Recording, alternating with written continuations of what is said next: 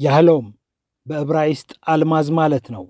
በእርግጥም ይሄንን ማሳካት አልማዝን ቆፍሮ ከማውጣት ይልቃል።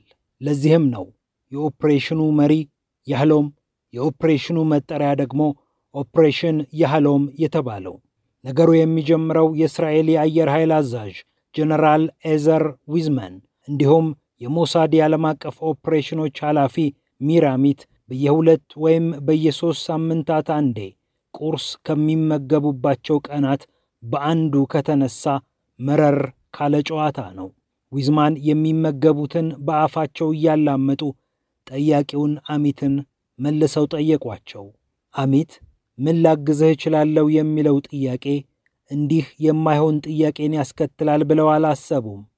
አብደዋል? ይሄ እኮ በምዕራቡ ዓለም የሌለ ጀት ነው፣ ከየት አመጣዋለሁ ሲሉም መለሱላቸው። ግን ኤዘር መጠየቃቸው ከልብ ነበር። ወቅቱ 1960ዎቹ ውስጥ እንደመሆኑ ለእስራኤል የጦርነት ብቻ ሳይሆን የምጥ ወቅትም ነበር። እስራኤል ፊት የነሷትን የአረብ ሀገራት ገጥማ የሰርክ ፍልሚያ ውስጥ ነች። ግብፅ፣ ሶሪያና ኢራቅን የመሰሉት ባላንጣዎቿ ደግሞ ሶቪየት ሰራሹን ሚግ 21 የጦር ጀት ታጥቀዋል። ይህ ከፍና ቅልጥፍ ብሎ በፍጥነት የሚበር የጦር ጀት ለምዕራቡ ዓለም ሳይቀር መደመምን የገዛ ነበር። በቀጣይ ወሳኝ ጦርነት የሚጠብቃት እስራኤል ይህንን ጀት በእጇ ለማስገባትና ለማጥናት ከወሰነች ቆይታለች። ብዙ ነገሮችን የሚፈጽመው ሞሳድ ግን በዚህ እጅም አቅምም አጥሮታል። አሁን ደግሞ የሀገሪቱ የአየር ኃይል አዛዥ ኮስተር ያለውን ጥያቄ ለሞሳድ አቅርበዋል። ሁሉም ይቅርብን፣ ሚግ 21ን ብቻ አምጡልን፣ ካልሆነ ነገር ይበላሻል አሉ። ሚርና ሞሳድ ተምኔቱን ወደ ምድር ማምጣት ይኖርባቸዋል። የመጀመሪያው ሥራ የከዚህ ቀደሞቹን ሙከራዎች ለመመለስ መሞከር፣ በአዲስ ጥረትም ማጠናከር ሆነ። ሚር አሚት ሚግ 21 ጀትን በመፈለግ ሲባዝን ለኖረው የሞሳዱ ሬሃቪያ ቫርዲ ዋናውን ሥራ ሰጡ። ቫርዲ ከዚህ ቀደም በአሰሳው ለተሰማሩም እንደ አዲስ ለሚሰሙም ጥሪ ያቀረበ። በተለይ ለአረቡ ዓለምና አካባቢው ጉዳዩ ተበተነ። ከጥቂት ወራት በኋላ ከወደ ኢራን አንድ መልእክት መጣ። በኢራን የእስራኤል ወታደራዊ አታሼ የሆነው ያዕቆቭ ኒምሮዲ በዚህ ጉዳይ ሊረዳን የሚችል ሰው አለ ሲል ሪፖርቱን አቀረበ። የሞሳድ ትዕንግርት ይሉት ታሪክ መጻፍ የጀመረውም ከዚህ በኋላ ነው። ዮሴፍ ሼሜሽ ጥሬ ማገላበጥ የሚችል ምላሱ መዘርጋት ከጀመረ የማያቆም ሰዎችን በእጅ በእግር የመያዝ ልዩ ችሎታ ያለው ሰው ነው። የኢራቅ አይሁድ የሆነው ሼሜሽ ኢራቅ ውስጥ ሚግ 21 ጀት ማስወጣት የሚችል ሰው ታውቅ እንደሆነ ተብሎ ሲጠየቅ አለሁ ለማለት አላመነታም። እውነቱን ነበር። የሼሜሽ ውሽማ እህት ካሚል ትባላለች። የካሚል ባለቤት ደግሞ ሙኒር ሬድፋ ነው ስሙ። ሬድፋ የኢራቅ ካቶሊክ ነው። ስመገናናውን ሚግ 21 ማምዘግዘግ የሚችል አብራሪም ነው። ከጊዜ ወደ ጊዜ ግን እየከፋው መጥቷል። የረጅም ጊዜ አገልግሎቱ የደረጃ እድገት ሊያስገኝለት አልቻለም። ጭራሽ ለዘመኑ ትንሽ ወደ ኋላ የቀረውን ሚግ 17 ይዘህ በኩርዲስታን ሰው ላይ ድብደባ ፈጽም ተብሎ ተላከ። ከደረጃ መውረድና ልክ አለመሆን ተሰማው። በሃይማኖቱ የተገፋ ሀገሩ ኢራቅ የናቀችው የከዳችው መሰለው። ተስፋ መቁረጥ ተፈነገው። በዚህ ጊዜ ነበር ቅቤ ምላሱ ሼሜሽ እንደ ቤተሰብ ብሎ የሰማውን ያማከረው። ስለ ነገሩ ይበልጥ ለማውራትም ወደ ግሪክ መጓዝ እንዳለበት ይነግረዋል። የሀገሪቱን የደህንነት ባለሙያዎች ሙቀራባቶችን አልፎ ከሀገር መውጣት እጅግ ይፈትናል። አንድ ሰበብ ለማዘጋጀትም አሰቡ። የሬድፋ ባለቤት ለሕክምና ወደ ውጪ መውጣት እንዳለባት አለቆችን ያሳምኑና ይለፉ ይፈቀዳል። ጉዞ ወደ አቴንስ ሆነ። የእስራኤል አየር ኃይል አብራሪ ኮሎኔል ዘይቭ ሊሮን በአቴንስ አገኘው። ራሱን የፖላንድ አብራሪ አድርጎ ቀረበው። ወደ አንድ ደሴት ውሰደው ተባለ። ስለ ፕሮጀክቱ አናገረው።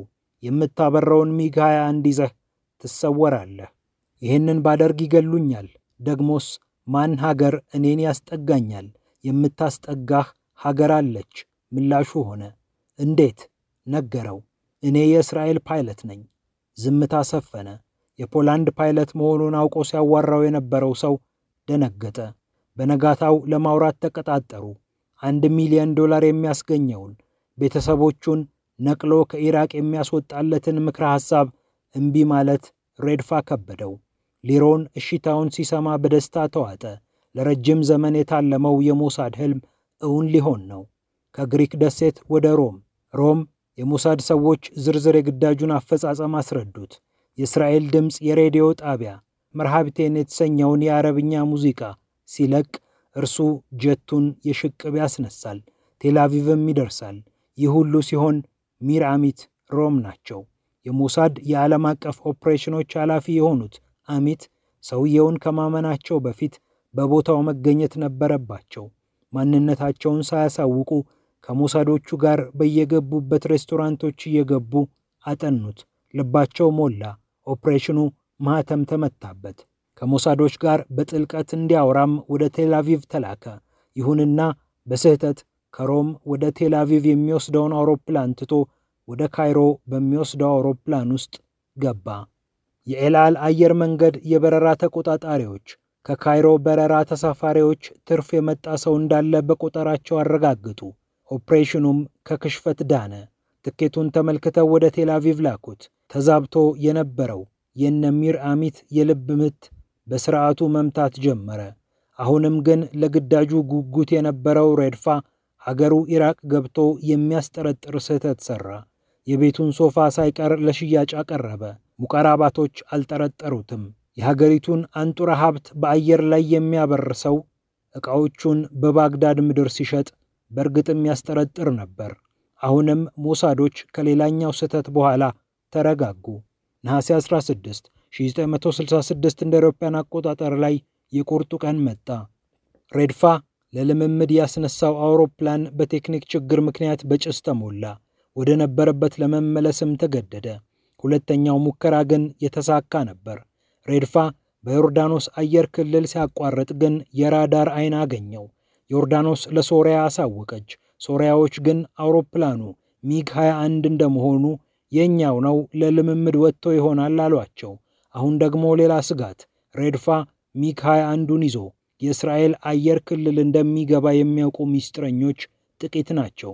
በቅኝት ላይ ያሉ አጥቂ አውሮፕላኖችም ይሁኑ የአየር መከላከል ላይ የሚሰሩ ባለሙያዎች አውሮፕላኑን የጠላት ነው ብለው እንዳይመቱት ትዕዛዝ ተሰጠ። በሁለት ሚራዥ አውሮፕላኖችም ታጅቦ ሃትዞር የጦር ሰፈር ከሰዓታት ጉዞ በኋላ አሳረፈው። እስራኤል ፈነደቀች። አሜሪካ እንደው ግርም አላት። ዋሽንግተን ሚግ 21ን አስነዱን ለማለት ጊዜ አላጠፋችም።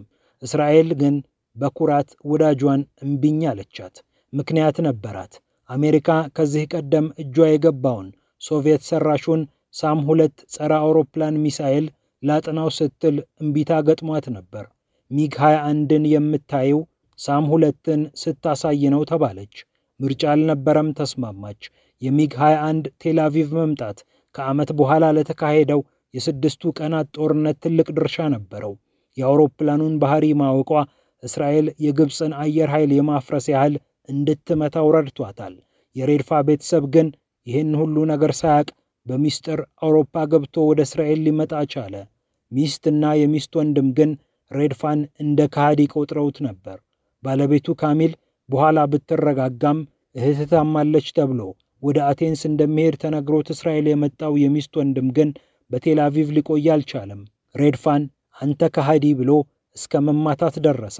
ከ22 ዓመታት በላይ በእስራኤል ኖሮ የሞተው ሬድፋ ሞሳድ ሰራሁት ብሎ ከሚያምናቸው ድንቅ ኦፕሬሽኖች መሃል በአንዱ ተሳትፎ ታሪክ ጽፏል። የሞሳድን ታሪክ በመጻፍ የሚታወቁት ሚካኤል ባርዞሃር እና ኒሲም ሚሼል ሞሳድ በተሰኘው መጽሐፋቸው ደማቁ ግዳጅ ለሬድፋ ቤተሰቦች የረጅም ዘመን ድብታን መፍጠሩን አልሸሸጉም።